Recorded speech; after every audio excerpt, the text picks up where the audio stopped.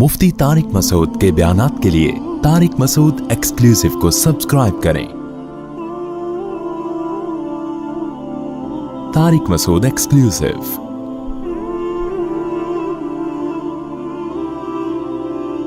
अल्लाह के ग़ुलाम होंगे तो मखलूक के हुकूक और अच्छे अदा होंगे। और अजीब बात बताऊं, जो अल्लाह की मोहब्बत में, अल्लाह की ग़ुलामी में मखलूक का हक़ अदा करता है, मखलूक की तरफ से भी अच्छा रिस्पॉन्स मिलता है उसको। और अगर आप अल्लाह को दरमियान से निकाल के मखलूक से जितने मर्जी ताल्लुकात बहाल करो, मखलूक ऐसी नालायक मखलूक है कि आप उसके लिए कर करके आधे हो जाओगे, ये आपसे वफा नहीं करे। ये बता, लोग आए दिन शिकायतें आ रही है, हम अपने भाई से इतना अच्छा सलूक करते हैं लेकिन डसता है वो, हमने तो ये किया, हमने तो ये किया, लेकिन जब उसकी तरफ से मौका आया तो वो हमारा साथ नहीं देता। मैं उनसे कहता हूँ, आपने अल्लाह के लिए किया होता तो ये टेंशन ना होती आप। लोग सब मफाद पर कस्टमर से अच्छे अखलाक से बात कर रहा है, तो कस्टमर क्या उसका गुलाम बन जाएगा? है भाई, कस्टमर को पता है अपनी प्रोडक्ट इसने मार्केट में, इसका चूरन इसी तरह बिकेगा। ठीक है ना? देखो ना, होटलों के बाहर लोग खड़े होते हैं, आइए आइए आइए। अब तो जो कराची में होटल है ना, वहां बाहर तक रोड पे आए हुए होते हैं, please sir, please sir, please please. जो कर रहा है ना, इसलिए नहीं कि आप उसके कुछ लगते हैं, उसको पता है गालियां दूंगा तो कोई भी नहीं आएगा। अगर वो कहे उल्लू के पट्टे इधर आके कोफ्ते खा ले, कभी बैठ के इधर भी खा लिया, अगर हमेशा यहाँ से मुझे मुंह चढ़ाता हुआ गुजरता है, उसूली तौर पर तो उसके अंदर के जज्बात तो ये होते हैं, अंदर जो है ना उसके, कि यार मैं देख रहा हूं, मैं यहाँ से, हमारे होटल भी वैसा ही है, तू यहाँ से क्रॉस करके वहां जाता है, उसका खाना भी महंगा, तो शर्म ही नहीं आती। दिल उसका चाहता है गालियां लिख के आपकी गाड़ी पे लगा दे, लेकिन वो ऐसे बात नहीं करता। वो कहते हैं सर प्लीज आइए, आइए प्लीज। आप धक्का देते हुए गुजर जाते हो, जरा भी गुस्सा नहीं करता, तेरी ऐसी कुछ भी नहीं। लेकिन इस अखलाक पे आपके दिल में उसकी मोहब्बत के इतने से भी जज्बात पैदा नहीं होते। आपको पता है ये मफाद परस्ती की दुनिया है भाई। जहां इसका मतलब होगा तो सर सर करेगा, जहां मतलब नहीं है। मुझे याद है एक दफा बाइक मेरी पंचर हो गई, रोज पंचर हो रही थी, और एक ही पंचर वाले के पास जाके रुकती हर दूसरे दिन। पता चला उस कमबख्त ने थोड़ा पीछे कीलें डाली हुई हैं, मैंने वो कीलें देखी, वैसे थैंक यू कर रहा है, आइए सर आप फिर आ गए। कीलें पीछे डाली हुई है उसने। तो मफाद परस्ती की दुनिया है। तो अगर अपने घरों में सुकून चाहते हो ना, अपने बच्चों को अपना गुलाम मत बनाओ। अपने बच्चों को किसका गुलाम बनाओ? अल्लाह। वो अल्लाह के बनेंगे तो आपके भी बनेंगे। अपनी बीवी को किसका गुलाम बनाओ? अल्लाह का। वो अल्लाह की बनने के बाद आपकी बनेगी गुलाम। औरत को चाहिए अपने शौहर को किसका गुलाम बनाए? अल्लाह का। अल्लाह का बना दिया, आपके हुकूक अदा करेगा वो। हम डायरेक्ट अपना बनाने की कोशिश में किसी का भी नहीं बनने देते उसको। बाप चाहता है मेरा बच्चा मेरा बन के रहे, तभी बाप बहुत सी जगहों पर उसको शरीयत के खिलाफ बातों का भी ऑर्डर कर रहा होता है। बच्चे के दिल में लाशऊरी तौर पर यह बात आती है कि मेरे अब्बा मफाद परस्त हैं, ये अपना फायदा चाहते हैं। तो जहां इंसान के दिल में ये आती है, फिर इंसान लालची हो जाता है। तो बहुत ही नेक शरीफ होगा तो फिर भी हुकूक तो अदा करेगा वो, लेकिन इतने नेक मार्केट में शॉर्ट चल रहे हैं, वो नहीं करेगा। और अगर आपने बच्चे को अल्लाह की गुलामी सिखा दी और आपने बोला बेटा मैं भी किसी बात का हुक्म दूं ना जो अल्लाह के हुक्म के खिलाफ हो, मेरे हुक्म को दीवार पे मार देना, तो मैं अजीब बात आपको बताऊं, वो आपकी ऐसी गुलामी करेगा अगर वो अल्लाह का बन गया। क्योंकि अल्लाह ने सबसे ज्यादा हक अपने बात किसका रखा है? वालिदैन। लेकिन आप उसको, जहां शरीयत की बात आती है ना, तो आपने उसको ये बावर कराना है कि जैसे तुम्हें मैं शरीयत का पाबंद बना रहा हूं, खुद भी क्या कर रहा हूं? बोलो, शरीयत को फॉलो करो। मिसाल दे दूं, एक मिसाल एक ही आ रही है मार्केट में, तो अब क्या करें? ज्यादातर यही केसेस आ रहे हैं ना, तो जो आ रही है वही मिसाल दूंगा ना, जो आ रही है वही मिसाल दूंगा। माँ बाप बच्चे को मेरे सामने लाके हदीसें सुनाते हैं, देखो ये मेरी बात नहीं मानता, तो कुरान और हदीस में कितनी तरकीब है कि अब्बा की मान के चलो, है ना? तो मैं कहता हूँ कुरान और हदीस में तो ये भी है कि ये कह रहे शादी करो तो करा दो इसकी शादी, है भाई? ये अपने खर्चे पे कर रहा है, आपके खर्चे पे नहीं, करा दो ना, करने दो। अभी मुफ्ती साहब अभी ये बातें होती हैं, इस उम्र में ये बातें होती हैं। भाई इस्लाम तो कह रहा है कि 14-15 साल की उम्र में क्या हो गया? बालिग हो गया। तो इस्लाम तो इसी उम्र में तरगीब दे रहा है। तो बच्चा जब देखता है ना कि हमारे अब्बा को भी शरीयत वो वाली चाहिए जो अपनी मर्जी की हो, ये चीजें बच्चे नोट कर रहे होते हैं। अब्बा को वो वाले हुकूक चाहिए जिसमें अम्मा अब्बा की गुलामी करें। ابا کوئی رسپانسبلٹی اٹھانے کے لیے تیار نہیں. گیس بجلی کا بل 6 مہینے پڑا رہتا ہے, امی ہماری ماموں سے ادھار لیتی ہیں, پھر بل جا کے جمع کراتی ہیں. ایسا ہو رہا ہے مارکیٹ میں, مائیں بیچاری ادھار لے لے کے گیس بجلی کے بل, بچوں کی تعلیم, میاں مکھنچو کچھ کر نہیں رہا, وہ صرف اولاد کے پر جو ماں باپ کے حقوق ہیں اس پہ تقریریں جا جا کے سنا رہا ہوتا ہے. تو پھر جب یہ منافقت والا حساب چلتا ہے, ہم تو پھر بھی اولاد کو کہتے ہیں بھائی جیسا جب قرآن کہہ رہا ہے ماں باپ کافر بھی ہوں تو بھی مان کے چلو ان کی, ہم تو پھر بھی اولاد کو یہی ترغیب دیں گے, لیکن انسان کی یہ نیچر نہیں ہے, ذہنی طور پر وہ اس کام کے لیے تیار نہیں ہوتا. اور ایک خاندانی گڑبڑیں بھی خاندانی ہوتی ہیں بعض دفعہ, بہت اعلیٰ نسل کی گڑبڑیں. ایک بہت بڑی بدماشی گھروں میں یہ ہوتی ہے کہ بڑا بھائی اپنے باپ سے تمیز سے بات نہیں کرتا, لیکن جب چھوٹا اپنے بڑے بھائی سے بدتمیزی کرے تو بڑے بھائی کو بہت زیادہ غصہ آتا ہے. یہ بھی مارکیٹ میں ہول سیل کے حساب سے ہو رہا ہے. بڑے بھائی چھوٹے کو پتا ہے کہ میرے ابا جب میرے بڑے بھائی سے انکوائری کریں کہ کہاں سے آ رہا ہے تو بھائی کی پیشانی پہ کیا آتی ہیں, لکیریں. اس سے اس کے دل میں بھائی کی عظمت, بڑے بھائی کی عظمت ختم. پھر اب آپ یہ توقع کریں گے کہ چھوٹا بھائی بڑے کا احترام کرے, مارکیٹ میں ایسا نہیں ہوتا, یہ دماغ سے نکال دو. بڑے کو چاہیے, جو گھر میں سب سے بڑا ہے نا, اگر آپ میں کوئی ہے تو اپنے بڑوں کے سامنے بچ جاؤ چھوٹوں کو دکھانے کے لیے. سمجھ رہے ہو کہ یار ابا غلط بھی کہہ رہے ہیں تو میں مانوں گا, اس لیے نہیں کہ غلط ہے صحیح ہے, بھائی ابا ہیں. دیکھو صحیح بات تو چھوٹے کی بھی مانی جاتی ہے نا, ابا کی ڈیفینیشن یہ ہے کہ وہ غلط بات بھی کریں تو کیا کر لو, ابا ہونے کی وجہ سے کیا کر لو, بولو نا, مان لو, تاکہ پتہ چلے کہ یہ دوست نہیں ہے بلکہ کیا ہے, یہ ابا ہیں. اماں غلط بات بھی کریں تو بڑے کو چاہیے کیا کر لیں, اچھا اماں ٹھیک ہے چلو مان لیتا ہوں, صحیح ہے. تو چھوٹے کے دل میں یہ ہوگا کہ ہمارے خاندان کی ایک پرمپرا یہی ہے کہ چھوٹے کیا کرتے ہیں, بڑوں کا احترام کرتے ہیں, تو وہ آپ کا بھی احترام کرے گا. تبھی تو میں لوگوں سے کہتا ہوں جلدی شادی کر کے جلدی بچے پیدا کیا کرو. اس کا فائدہ یہ ہوگا کہ آپ اپنے بچے جوان ہو چکے ہوں گے اور آپ اپنے ماں باپ کی ان بچوں کے سامنے خدمت کر کے دکھاؤ گے.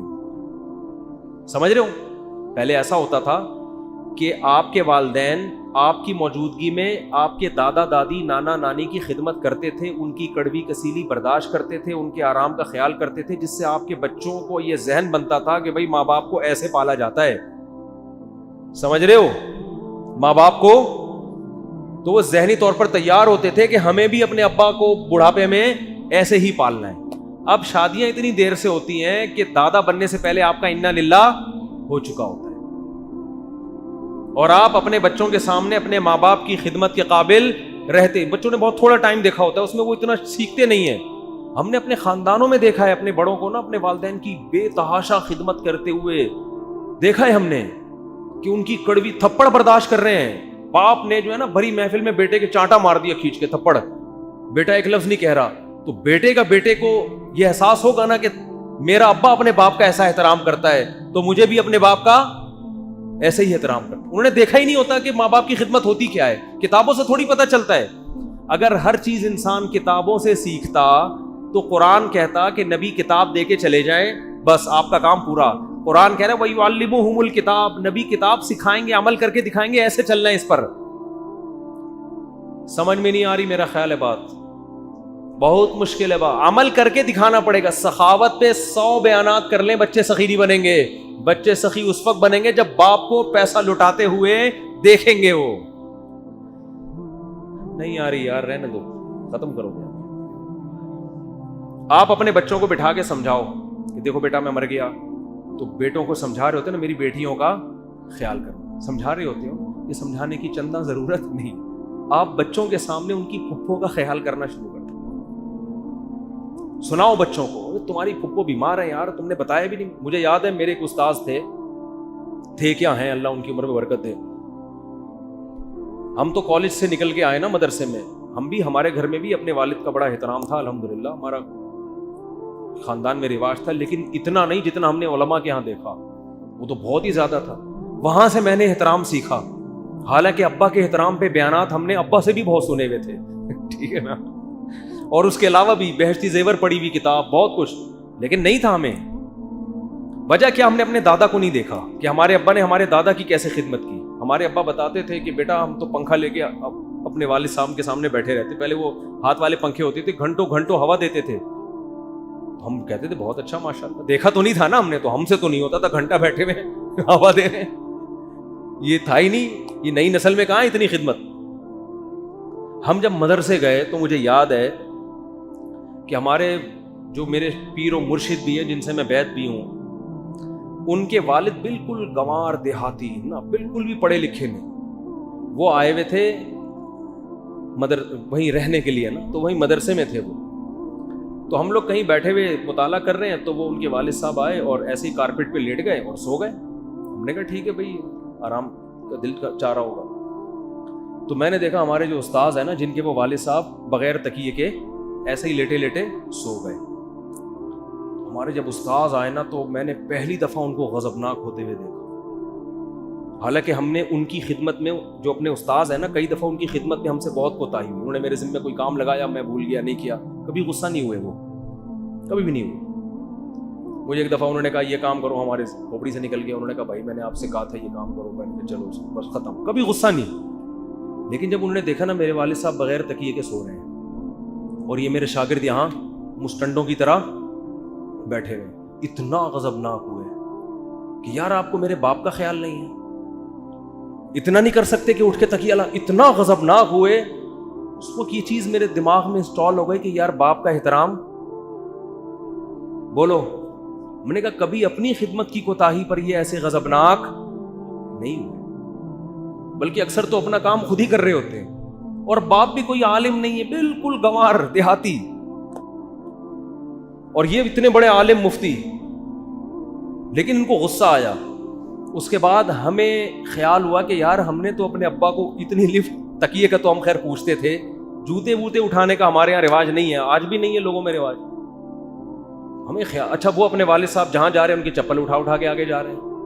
ہم نے کہا یار ہم نے تو اپنے ابا کی چپلوں کو کبھی ہاتھ بھی نہیں لگایا. تو مجھے یاد ہے کہ میں جب گھر آیا نا, اس جمعرات کو ہماری چھٹی ہوتی تھی, تو انہوں نے ہمیں ماں باپ کے حقوق بتائے نہیں, نہ سکھائے, کچھ بھی نہیں, کر کے دکھایا کہ یار یعنی باپ کی توہین برداشت نہیں ہو سکتی. مجھے یاد ہے کہ میں جمعرات کو گھر آتا تھا, میں مغرب کے بعد پہنچتا تھا, تو میں تھوڑا سستانے کے لیے نا لیٹ جاتا تھا. تو میں ایک کمرے میں لیٹا ہوا تھا دور, ہمارا گھر بھی ماشاءاللہ بڑا تھا. تو گیٹ بجنے کی آواز آئی, مجھے آیا کہ میرے والد صاحب گیٹ سے گھر میں داخل ہو رہے ہیں. تو مجھے خیال ہوا کہ یار اب چپل اٹھاؤں گا تو ابا کہیں گے کچھ زیادہ ہی فری ہو رہا ہے. اچانک پتہ نہیں کیا ہو گیا, آہستہ آہستہ چپلوں تک بھی پہنچیں گے. فی الحال کم از کم ابا کے احترام میں پہلے سے اٹھ کے بیٹھ جاؤ, ایسا نہ ابا آئیں اور ہم کیا ہوں لیٹے ہوئے ہیں. تو مجھے یاد ہے میں پہلے سے اٹھ کے کھڑا ہو گیا کہ یار والد صاحب جب آئیں تو میں بیٹھا ہوا بھی نہ ہوں, بلکہ اور میں بڑھ کے سلام کروں. اور اگلے ہی ہفتے ہمارے والد صاحب کا انتقال ہو گیا, اللہ ان کی مغفرت فرمائے. تو میں نے کہا چلو زندگی میں ایک دفعہ تو اس احترام کا اللہ نے موقع دے دیا جو ہم نے اپنی آنکھوں سے, ورنہ ہمارے یہاں یہ رواج اتنا بھی نہیں تھا کہ ابا آئیں اور ٹانگیں پھیلا کے یوں پڑے ہوئے ہیں, اتنے بدتمیز بھی نہیں تھے, لیکن اتنا بھی نہیں تھا کہ ابا بھی گیٹ سے داخل ہوں اور ہم احتراماً پہلے سے کھڑے ہو کر استقبال کریں. تو آپ کو بھی میں یہ عرض کر رہا ہوں کہ ہم نے بھی دیر سے شادی کی, پہلی ہمیں بھی پتہ ہی نہیں تھا نا, ہم ورنہ یہ منظر اپنے بچے کو دکھا رہے ہوتے ٹھیک ہے دیکھو کھڑے ہو کر پہلے سے کیا کرنا ہے, ابا کا استقبال کرنا. تو ہم نے مدرسوں میں یہ اخلاق سیکھے ہیں. خدا کی قسم میں کالجوں کی برائی نہیں کر رہا, میں نے کالج کا ماحول بھی دیکھا ہے. کالج میں ہم بدتمیز بنتے جا رہے تھے روز. میں نہیں کہہ رہا کہ کالج خراب ہوتے ہیں, لیکن ہم بدتمیز بن رہے تھے. کالج کے زمانے میں بھی ہمیں ابا سے ڈانٹ پڑتی تھی, غلطیاں بھی ہوتی تھیں, سوری کرنے کی توفیق ہمیں, بٹ ڈانٹ سے بھی کافی ہے. مدرسے میں جانے کے بعد کبھی والد صاحب کی طرف سے ڈانٹ پڑی, غلط بھی پڑی, ہمیں پتہ ہے ہم ڈانٹ بنتی نہیں ہے, لیکن سوری کرنا ہم نے الحمدللہ سیکھ لیا تھا کہ اپنی غلطی نہیں بھی ہو تو ابا سے کیا کرنی ہے, سوری کرنی. اور ماں باپ کو یہ عمل اتنا پسند آتا ہے. کیا آپ کی سوچ ہوگی کہ آپ کی غلطی نہیں بھی ہے پھر بھی آپ کیا کر لیں, وہ ایسی دل سے دعائیں نکلتی ہیں نا ان کی کہ آپ کی سوچ ہوگی, ایسی دعائیں نکلتی ہیں. تو خیر پتہ نہیں کہاں سے کہاں بات چلی گئی, کیا کہہ رہا تھا. تو احترام تو وہ تو ایک الگ بات آ گئی نا. تو وہ استاذ غضبناک ہوئے. تو وہ واقعہ آیا کہاں سے یہاں پہ؟ ہاں میں یس کر رہا تھا پریکٹیکل کر کے دکھانا پڑے. تو آپ اگر اپنے بچوں کو سخی بنانا چاہتے ہو نا, ان کو گلک لے کے مت دو. جو گلک ہوتے ہیں نا, اس سے بچہ مال جمع کرنا سیکھے گا. بولو بیٹا تم تو عجیب آدمی ہو, تمہارا باپ زندہ ہے, تم یہ پیسے تمہیں کچھ ضرورت ہو تو بتا دینا ہم کو, یہ کیا پیسے جمع کر رہے ہو, خرچ کرو خرچ. سمجھ رہے ہو؟ اور اگر جمع کرنا ہی ہے صدقہ باکس بناؤ. کیا بناؤ؟ صدقے کے پیسے. تو بچوں کو بچپن سے صدقہ کرنا سکھائیں. ان کے سامنے اپنی بہنوں کو ہدیے نذرانے بولو, ان کو دکھا دکھا کے بھی بھیجا کریں تاکہ وہ سیکھیں آپ سے. قرآن کہہ رہا ہے ہمارے جو نیک بندے ہیں چھپا کے بھی صدقہ کرتے ہیں اور علانیتاً بھی صدقہ کرتے ہیں. اور بالکل بے لوس ہو کے بہن بھائیوں پہ خرچ کیا کرو. اس سے آؤٹ پٹ نہ مانگو کہ یار میں جب خرچ کروں گا تو آگے سے پھر مجھ سے تمیز سے, وہ نہیں تمیز, وہ جیسی ان کی تمیز ہے نا وہ ویسی کی ویسی رہے گی. یا آپ امیدیں مت لگاؤ کہ ہم جناب وہ کریں گے تو پھر آگے وہ, بھائی ہم تو دے کے نیکی کر دریا میں ڈال. تمیز اللہ ان کو خود ہی سکھا دے گا انشاءاللہ آہستہ آہستہ. آپ نے اس کا ریٹرن نہیں مانگنا ان سے. سمجھتے ہو؟ تو اللہ کی غلامی میں خدا کی قسم بہت مزہ ہے. انسان باپ کا حق بھی کس کے لیے ادا کر رہا ہے؟ اللہ کے لیے. ماں کا حق بھی, بیوی کا بھی, بچوں کا بھی. ایک آدمی مجھے کہنے لگا یار میں مرنے والا ہوں, تو یعنی عمر میری زیادہ ہو گئی, تو میں سوچ رہا ہوں میری بیوی کے نام مکان کر کے مر جاؤں, پتہ نہیں بیچاری روڈ پہ ہی نہ آ جائے کہیں. لیکن مجھے ڈر ہے میں نے دے دیا تو آنکھیں ہی سر پہ نہ رکھ لے ہے بھائی. تو میں نے کہا کیا کر لے گی زیادہ زیادہ؟ کہہ رہے ہیں گھر سے نکال دے گی. میں نے کہا اتنا پیسہ ہے کہیں اور چلے جاؤ. کہہ رہے ہیں ہاں چلا جاؤں گا. میں نے کہا دے دو یار, زیادہ زیادہ نکال دے گی نا گھر سے. اسی حال میں مر گئے وہ تو بیچاری کے کوئی پوچھنے والا ہے نہیں. تو اللہ اجر دے دے گا قیامت کے دن. یا تو تمہارے پاس کوئی دوسری رہنے کی جگہ نہ ہوتی, پھر تم نکالتے, تم کہتے لو بھائی ہم کس پہ آ گئے, روڈ پہ. تمہارے کو اللہ نے اتنے وسائل دیے ہیں, کہیں اور چلے جانا, مسجد میں آ جانا, ادھر سو جانا. یہاں پہ گارڈ کا کمرہ ہے ہمارا, اس میں صرف کھٹمل کا پرابلم ہے, باقی کوئی پرابلم اس میں, لیکن وہ بھی کارپیٹ نکالا تو سنا ہے کہ کھٹمل ختم ہو گیا اس میں. تو میں نے کہا لائف کو انجوائے کرو, اب دے دو بیچاری کو یار. ہاں جوانی میں تھوڑا منع کرتا ہوں کہ ابھی افورڈ نہیں کر سکے گا نا آدمی, ایک دم سے دے دیا پھر وہ آنکھیں یہاں رکھ لیا, آپ کو گھر سے باہر نکال دیا. لیکن اگر اللہ نے وسائل دیے ہیں دے دو یار. اگر اللہ نے اتنے وسائل دیے ہیں دے دو. زیادہ زیادہ یہ ہوگا کہ تمہیں گھر سے نکال دے گی تو تمہارے پاس اور وسائل ہیں رہنے کے, وہاں رہ لو. لیکن اس کے پاس ایک ٹھکانہ اور نہیں نکالے گی تو سبحان اللہ, پھر تو اور اچھا ہے. اور خراب بھی ہو گئی تو تم نے ایک ذمہ داری کیا کر لی, تم اللہ کے لیے حقوق ادا کر رہے ہو نا, تو قیامت میں اس کا اجر تو ملے گا نا. تم نے جو نکاح کیا تھا تو عورت کی پوری زندگی کی ذمہ داری اپنے سر پہ لی تھی کہ نہیں لی تھی؟ تم قیامت میں اللہ سے کہہ سکتے ہو اللہ میں نے اس وعدے کو موت تک نبھایا ہے. کیا خاندانی اسٹائل ہوگا جب انسان اللہ کے سامنے کھڑا ہوگا, اے اللہ میرے ذمے کسی کا حق نہیں ہے, میں نے بچوں کے حقوق بھی, بیوی کے بھی, ماں باپ کے بھی ادا کیے, اب انہوں نے اگر میرا حق نہیں دیا تو یہ میرا ہیڈک نہیں ہے, یہ کس کا ہیڈک ہے؟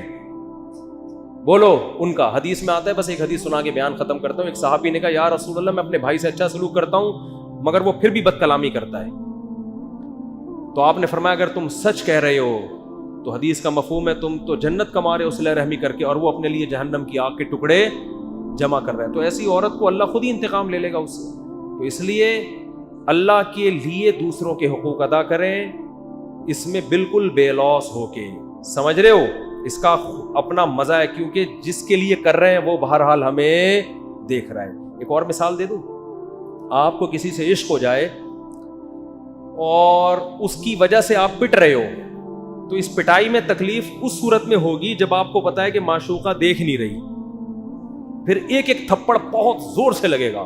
لیکن آپ کو پتا ہے جس کے لیے پٹ رہا ہوں وہ محبوب مجھے کھڑکی سے دیکھ رہا ہے, تو ہر تھپڑ میں مزہ آئے گا کہ نہیں آئے گا؟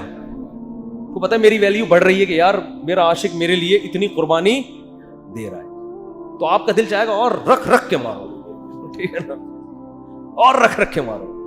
تو جب انسان کو اللہ سے محبت ہوتی ہے تو وہ اس کے لیے سب کچھ کر رہا ہے, آگے سے آزمائشیں آ رہی ہیں تو وہ کہتا ہے یار جس کے لیے کر رہے ہیں وہ ان آزمائشوں کو دیکھ رہا ہے. تو اس میں بھی ایک لذت رکھی ہے اللہ نے. اور اگر اللہ کو درمیان سے نکال دو گے تو بھائی مخلوق بڑی ٹیڑھی ہے, صحیح بتا دو مخلوق کیا ہے, یہ بڑی ٹیڑھی آڑی ترشی ہے, اس کے لیے دن رات کرتے رہو, یہ کیڑے ہی نکالنے ہیں.